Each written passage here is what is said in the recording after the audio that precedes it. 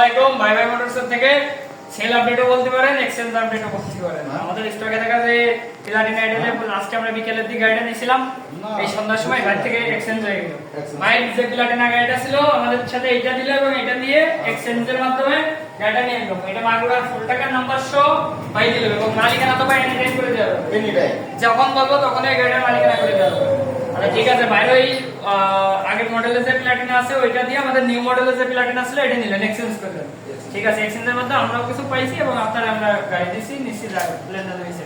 আর আমার গাড়ি যে অবস্থা আছে দিলাম এবং মালিকানা মালিকের সাথে আপনার দিয়ে দেবো, মালিকানাটা আপনি এক জায়গায় ফাইল দিয়ে আসেন করে দিবেন এবং আপনার গাড়িটা নিলাম এবং ওই গাড়ির আগের দিনে আজকের আগে যদি কোনো মামলা মোকদ্দমা থাকে সম্পূর্ণ দায়ভার আপনার, যেহেতু এটা মাগুরা ডিসপ্লে দিলে স্মার্ট কার্ড রেডি আর এবং মালিকানাটা যখন করতে হয় আপনারা আমরা 2 দিন আগে জানাই দেবো।